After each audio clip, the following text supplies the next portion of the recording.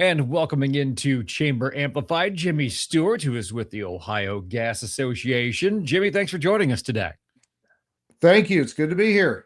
So, energy, it's kind of in the news a little bit every Yeah. now and then. So, that's what we're going to talk about today. But before we do that, let's just get familiar with you and the Ohio Gas Association and everything that you guys work on.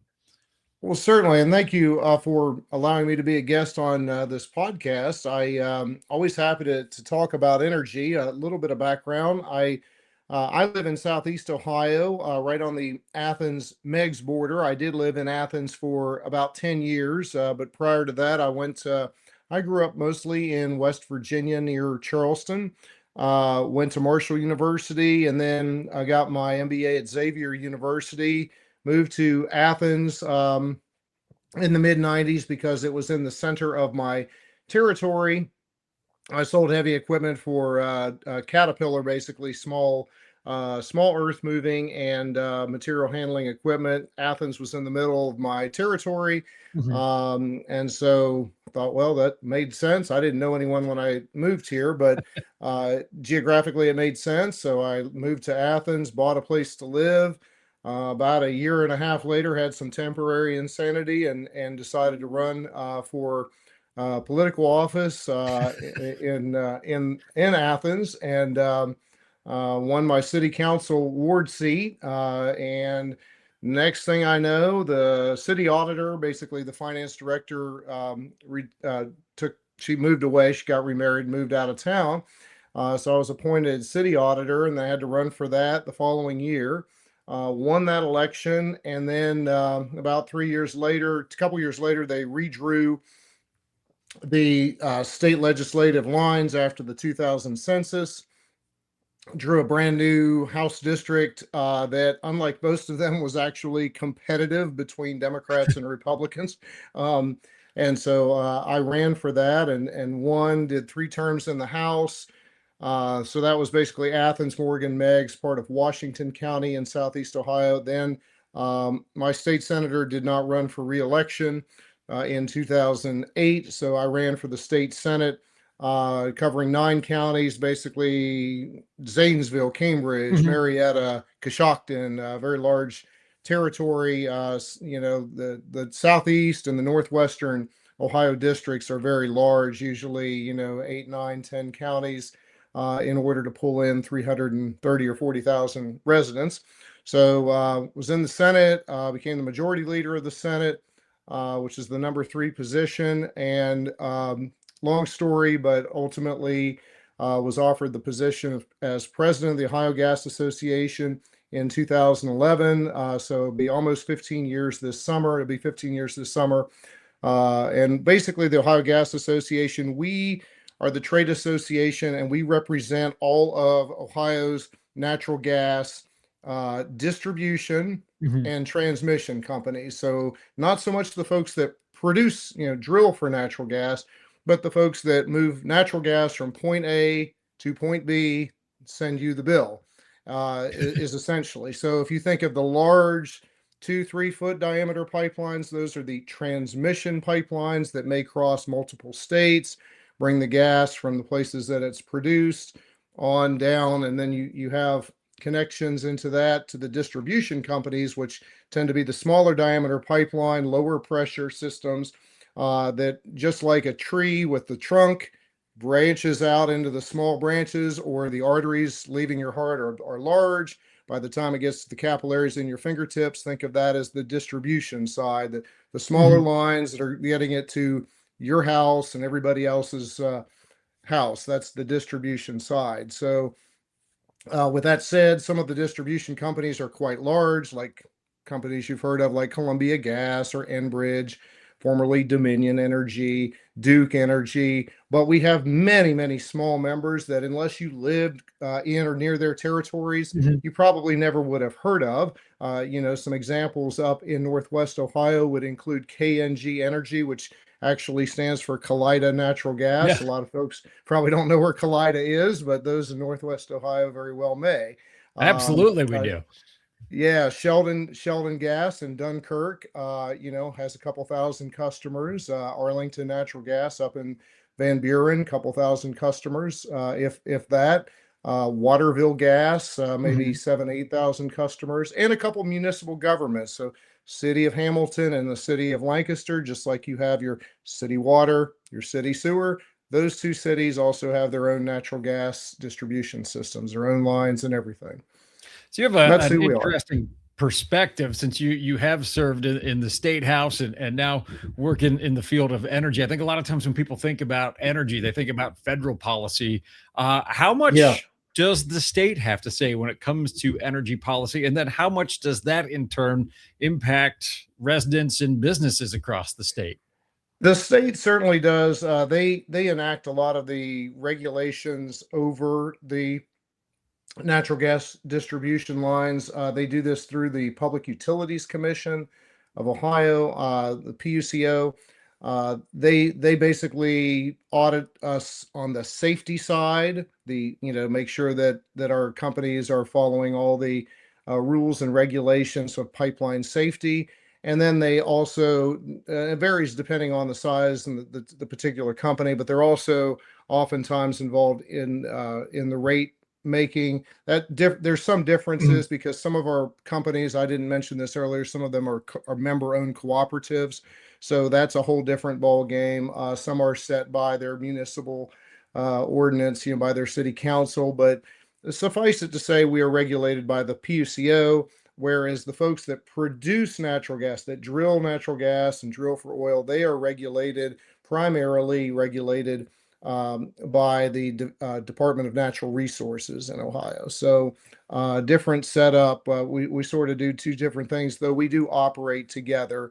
Certainly, there's a there are federal rules that get enforced at the state level, Mhm. and then there's some of the siting that occurs at the state level. If you're, say, wanting to build a new pipeline within the state, there are some siting requirements that you have to deal with, the Ohio Power Siting Board and PUCO and things like that. We certainly do have to deal with.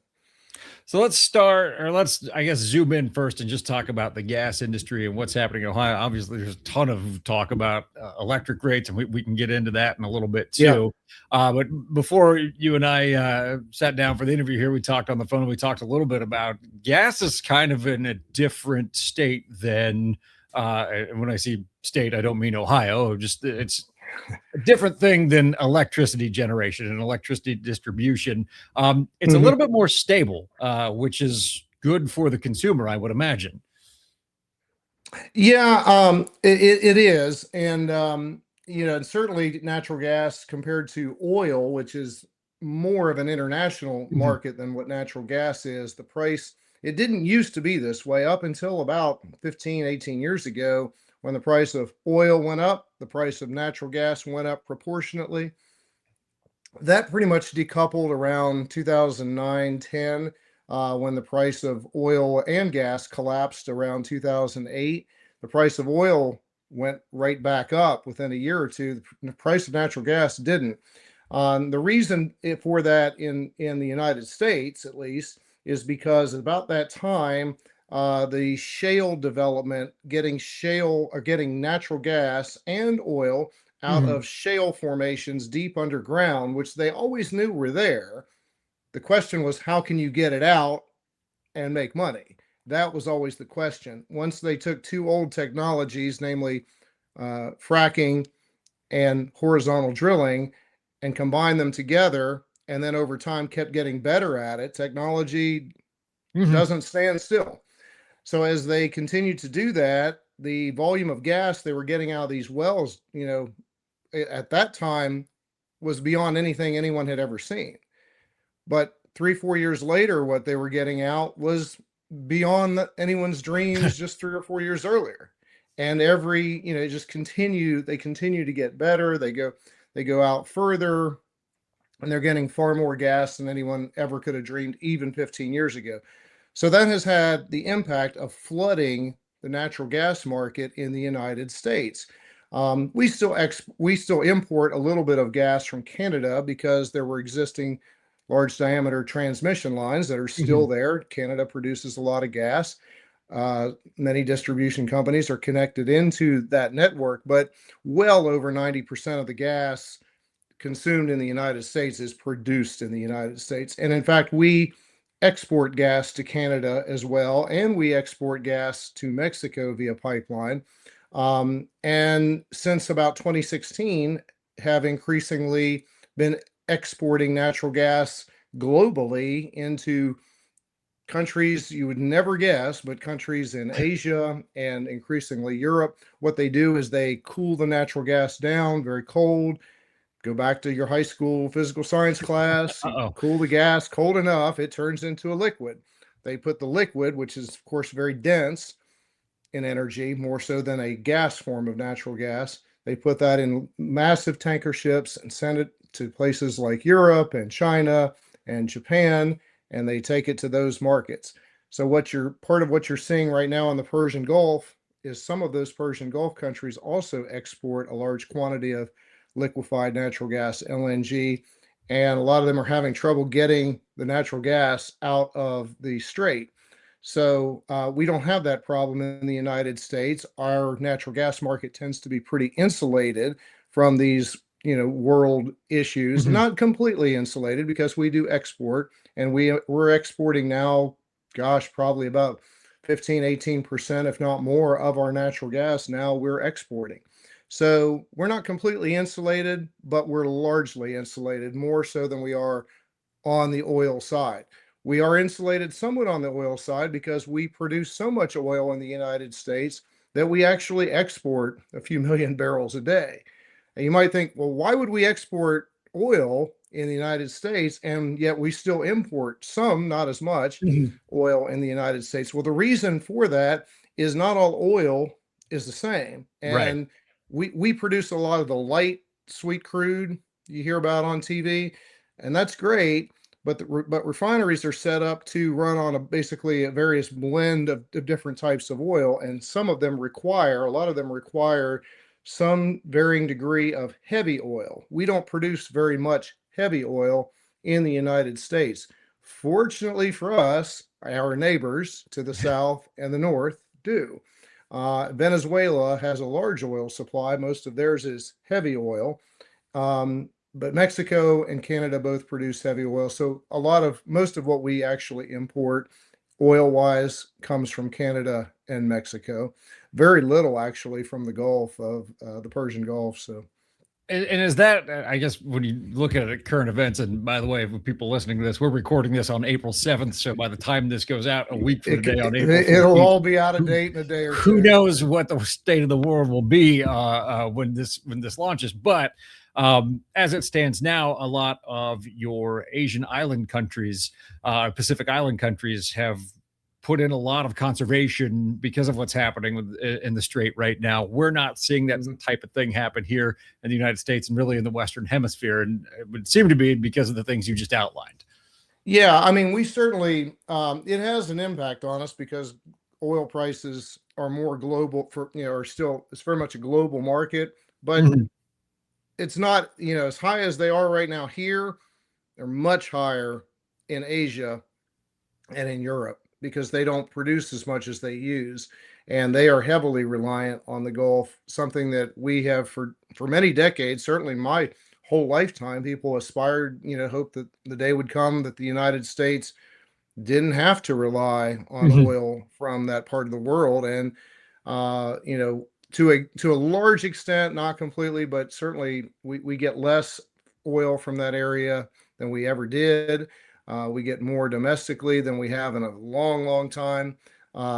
Actually, it's countries like India and China that are very much at risk because they have to import so much of the oil that they use, and they have to import a lot of the food that they use. Right. And one of the things that's not talked about a lot, but it's nitrogen based fertilizer is made from natural gas. Mhm. And there's not enough. There's no other. I mean, in fact, in the late 1800s, they thought that the scientists actually worried that the world wouldn't have enough nitrogen in the soil to feed a growing population. That was one of the many forecasts of doom and gloom, which, they're still around, but other things. But that was a big doom and gloom forecast in the late 1800s. Or how are we ever going to get through this? And in the early 1900s, a couple scientists came up with a process to take nitrogen from the air, out of the air, using natural gas, and that natural gas based nitrogen based fertilizer made out of natural gas. A lot of it comes from the Persian Gulf that helps feed probably at least 50% of the planet. So it's critical, I think, for the rest of the world to get access to that nitrogen based fertilizer that's coming out of the Gulf. So it's a real issue, and there's really not a substitute for it. It's made from natural gas. It's not made out of electricity. It's not made out of windmills and solar panels and nuke plants. It's made out of natural gas. So those are kind of the current events that we're looking at. What are the other energy issues that business owners and local leaders should be aware of? We can start with gas, but we can take it out to electricity and everything Oh, beyond. Clearly, absolutely. natural gas is a big part of the electric grid, or can be a part of the electric grid. So, what's on Yeah, your radar?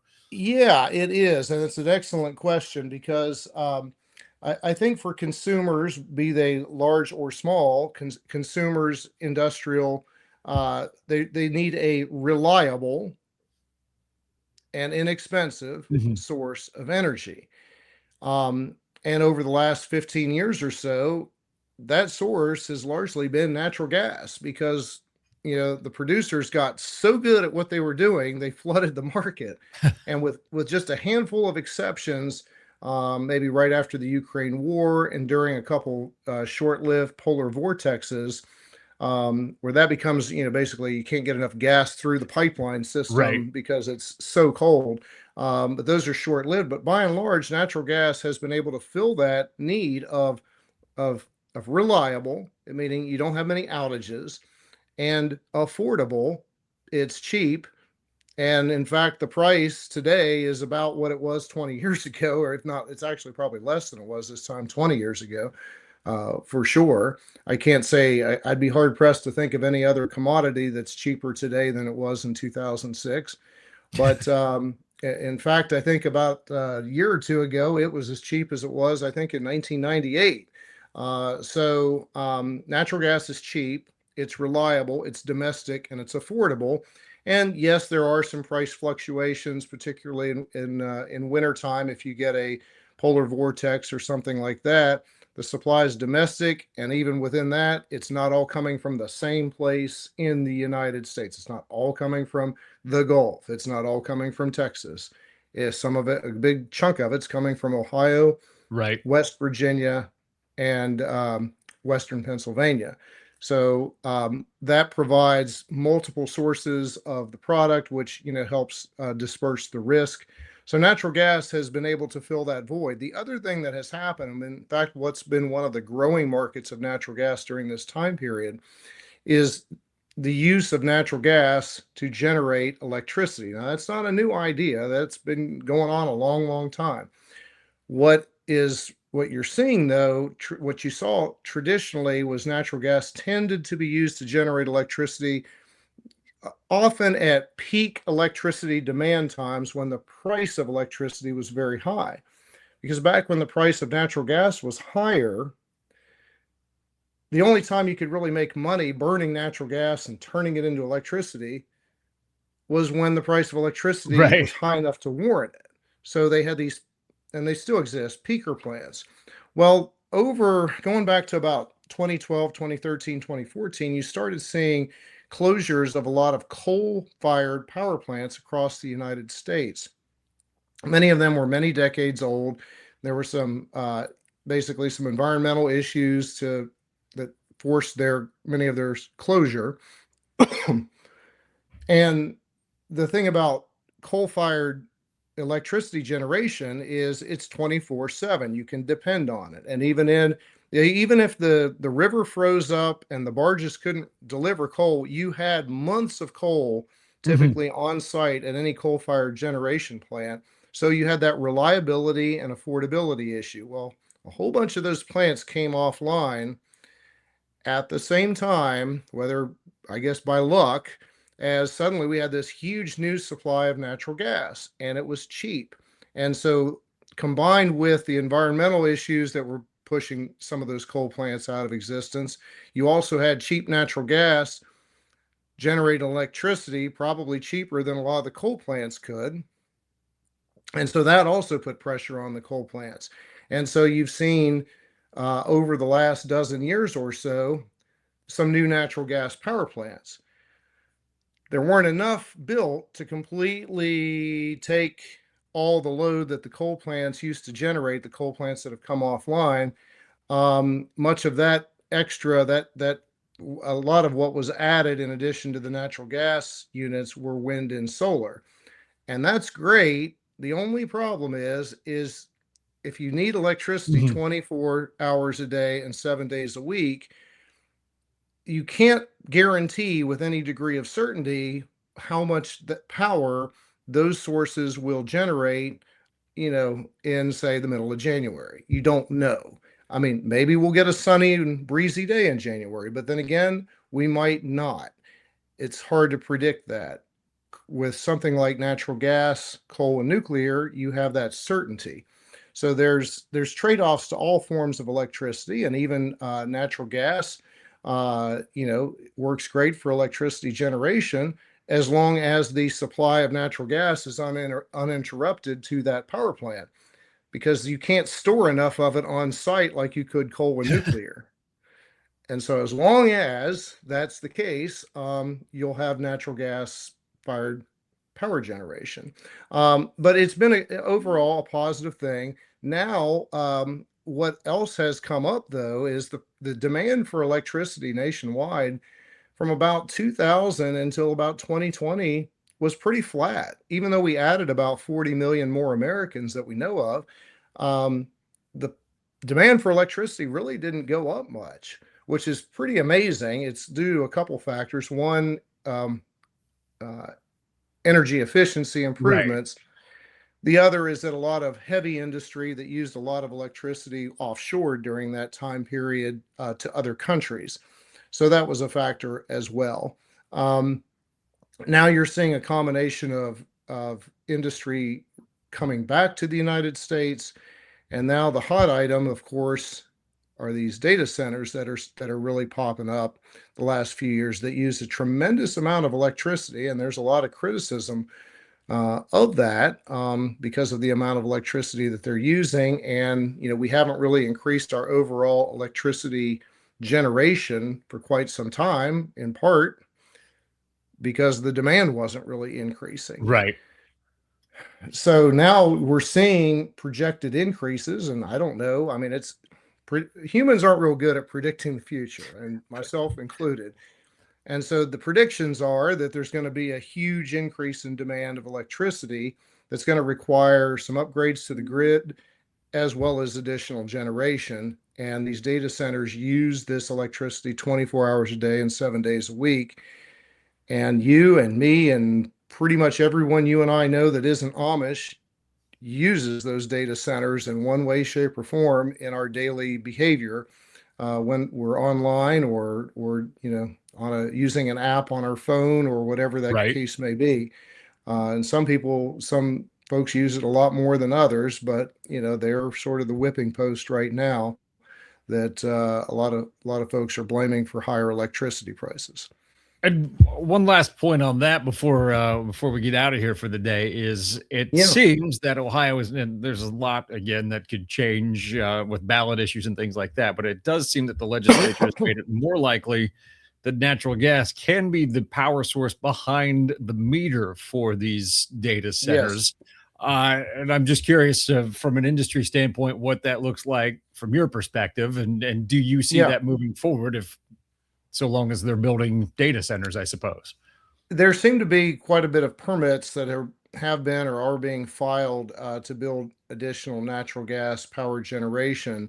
A lot of it is for these data centers. A lot of it, my understanding, is largely paid for by these data centers. And the electrons are going to have to come from somewhere, Mhm. and they're going to have to be there when you need them. It's not to say that renewable solar, wind, whatever can't be a factor, and it's not to say that nuclear can't be a factor. But I think in the short term, coal's not really the option, And I say this as someone who the coal industry sent my entire family to school, to Mhm. college, myself included.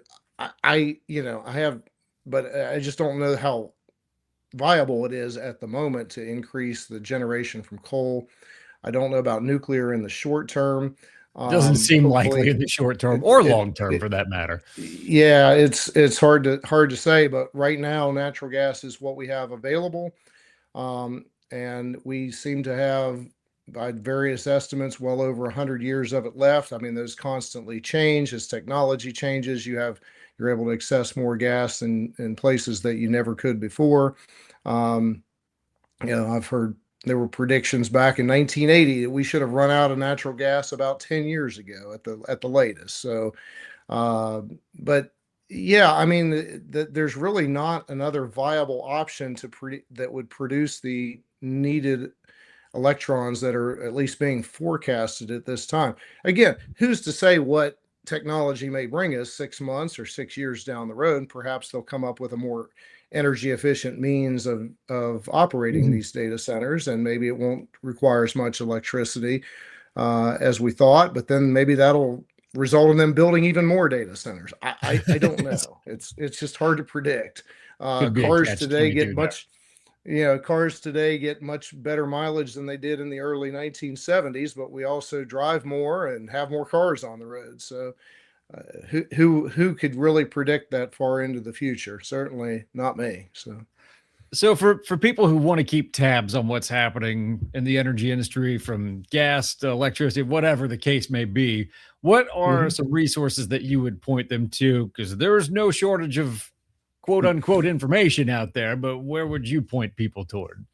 I think the single best site, nonpartisan site, is the EIA, Energy Information Administration. It's very easy to look.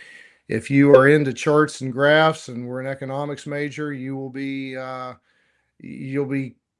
you'll be in heaven. There's a lot of charts and graphs, but just be very careful when you get into this and anything else when it comes to statistics and charts and graphs. You have to look at things from many different angles to get a full big picture. Otherwise, it's very easy to get manipulated Mhm. or just to sort of justify our own our own biases. I highly recommend the EIA, and you can get on there. They have tons of charts and graphs and studies, and that's not really it's not a partisan thing. It's just there's just a lot of good information there. And once again, if you go back and look at a lot of their predictions, go back 5, 10, 20 years, they weren't right about everything. I don't claim that they are, but they certainly will provide with a lot of current data as far as what is happening right now in the United States and globally. But I guess I would just close by saying Ohio is actually in a really good position geographically speaking, because the eastern part of the state, we're producing, we went from producing a volume of natural gas equal to maybe about 10% of as much volume of natural gas as we used just 15 years ago. Mhm. Now we produce a volume of natural gas that's darn near double what we use. Of course, we use more than we did 15 years ago. Um, West Virginia and Pennsylvania, same thing. They produce a massive quantity of it. And so, like anything else, it's better to be close to the source than further away. And the further away you are, the longer the distance is to transport it, even in a pipeline. Ideally, Mhm. you want to be as close as possible to the source. And that gives us a huge competitive advantage here in Ohio. It also, nationwide, frankly, the fact that our natural gas is so much cheaper than almost anywhere else on the planet, gives the nation a competitive advantage. So hopefully, once the geopolitical situation we're currently in gets settled one way or the other, and the oil markets get back to something a bit more normal, again, we will have a competitive advantage both on the price of our oil and especially on our natural gas. And I think that's a good place to be in. Well, Jimmy, we appreciate your time today. Thanks for hopping on the podcast with us. Oh, thank you so much for having me. Sincerely appreciate the opportunity, and always happy to come up to Northwest Ohio. If you have any speaking engagements, I'm happy to meet with anyone you'd like.